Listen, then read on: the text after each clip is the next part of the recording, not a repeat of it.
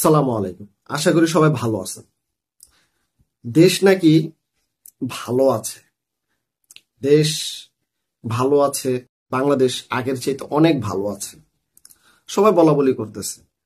হ্যাঁ, বাংলাদেশ আগের চাইতে অনেক ভালো আছে। এটা মানা যায় বা মানি। কিন্তু কথা হচ্ছে যে দেখুন, ভালো থাকার ভিতরে খারাপ আছে না? দেশ যদি এতটাই ভালো থাকতো তাহলে দেশের জনগণ, বাংলাদেশের জনগণ থানায় অভিযোগ নিয়ে যেত না। এখন বর্তমানে কেন বাংলাদেশের মানুষ থানায় অভিযোগ নিয়ে যাচ্ছে? দেশ যদি ভালোই থাকে, বাংলাদেশ যদি ভালোই থাকে আগের চাইতে, তাহলে কেন থানায় অভিযোগ নিয়ে যাবে মানুষ, দেশের জনগণ? বিষয়টা হচ্ছে দেখেন, বিভিন্ন জায়গায় টেম্পু স্ট্যান্ডে তখন চাঁদাবাজি, টেন্ডারবাজি এগুলো চলমান। হ্যাঁ, তারপর বিভিন্ন জায়গায় খুন খারাপি হচ্ছে। জামাতের নেতাদেরকে কুপিয়ে মারছে, হত্যা করতেছে। বিভিন্ন জায়গায় সাধারণ মানুষকেও হেনস্থার শিকার হতে হচ্ছে এবং কি তারা মারাও যাচ্ছে। হুম, তাদের হাতে, সেই লোকগুলোর হাতে, এই ষড়যন্ত্রকারীদের হাতে মারা যাচ্ছে। বিভিন্ন জায়গায় কোনো না কোনো ভাবে মারা যাচ্ছে। আবার দুই গ্রুপ, বিএনপি ছাত্রদল, যুবদল, তাদের ভিতরে নিজেদের দলের ভিতরে ভিতরে লেগে লেগে একজন আরেকজনকে মেরে ফেলতেছে। আবার এদিক দিয়ে অন্য দলগুলাও তাদের ভিতরেও কামড়াকামড়ি, ভিন্ন দলকে আক্রমণ করার জন্য, মারার জন্য তারা ওৎ পেতে বসে আছে এবং কি মারতেছে। তো দেশ যদি আগের চাইতে ভালোই থাকে তাহলে কেন এই অপরাধগুলা রাষ্ট্রের থেকে ব্যবস্থা নিয়ে কেন তাড়াতাড়ি করে সমাধান করতেছে না, বা এই সমস্ত অপরাধ কেন ঠেকাতে পারছে না? যদিও এই সরকারের সমালোচনাটা এই মুহূর্তে করা ঠিক নয়, তারপরেও করা লাগে। কারণ চোখের সামনে যখন এই সমস্ত ঘটনা ঘটতে থাকে তখন কিন্তু আর চুপ করে বসে থাকা যায় না।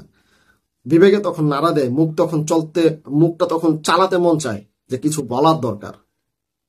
তাই কথাগুলো বলতে আসলাম, এই কারণেই বলতেছি। এই অপরাধগুলো অতি দ্রুতই বাংলাদেশ থেকে সরাতে হবে। এই অপরাধের কারণে কিন্তু বাংলাদেশ আগের চাইতে ভালো আছে ঠিকই, কিন্তু পরিপূর্ণ ভালো নেই। এই এই খারাপ দিকগুলোর কারণে বাংলাদেশের কিন্তু মানুষ বাংলাদেশকে খারাপ মনে করতেছে, বহির্বিশ্ব দেখতেছে। এগুলো থেকে আমাদের ব্যবস্থা নিতে হবে, এগুলোর বিরুদ্ধে। এই যে এত জায়গায় অপরাধ হচ্ছে, এগুলোর বিরুদ্ধে ব্যবস্থা নিতে হবে। দেশে আইন আছে, প্রশাসন আছে, সবার একটা বিবেক কাজে লাগাতে হবে যে অন্যায় যেখানে প্রতিরোধ সেখানে, এইগুলো কাজে লাগাতে হবে। তা না হলে এই দেশ রসায়ন হয়ে চলে যাবে। এই দেশে প্রধান যিনিই বসবেন বা যারাই ক্ষমতা আগামীতে আসবে তারা কিন্তু শান্তি পাবে না। এই দেশে ঘুষ অন্তত সবার আগে বন্ধ করতে হবে। ঘুষ কিন্তু এখনো চলমান। তাহলে দেশ কিভাবে ভালো আছে আপনারা বলেন? আগের চাইতে দেশ কিভাবে ভালো আছে?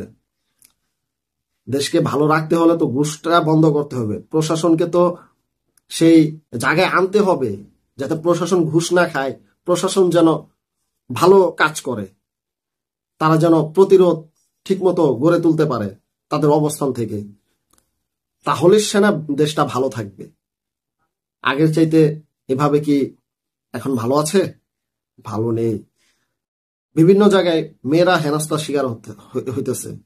নিউজ পোর্টালগুলো এগুলো দেখা যায়, দেখা যাচ্ছে। তো নিউজ পোর্টালগুলো এগুলো দেখা যায়, মেয়েরা হেনস্থার শিকার হচ্ছে। তো দেশ আগের চাইতে অনেক ভালো আছে। রাষ্ট্রের রাষ্ট্রের প্রধান যারা আছেন তারা ভালোভাবে পরিচালনা করতেছেন, কিন্তু এটা আরো দ্রুত ভালোভাবে পরিচালনা করার জন্য একটা দায়িত্ব নিতে হবে যত দ্রুত সম্ভব। তা না হলে তো খুবই খারাপের দিকে এই দেশ বহির্বিশ্ব পরিচিত লাভ করবে। তা আমরা চাই না দেশের জনগণ এই দেশটা, বাংলাদেশটা সুন্দর একটি সবুজ স্বচ্ছ শ্যামল একটি দেশ, এই দেশের মানুষ যেন বা এই দেশটা যেন বহির্বিশ্বের কাছে খারাপ না হয়ে খাড়ায়। এই দেশটা বহির্বিশ্বের কাছে যেন ভালো একটি দেশ হয়ে একটা নজির তৈরি করতে পারে।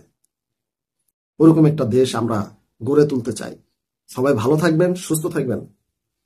আল্লাহ। আল্লাহ হাফেজ।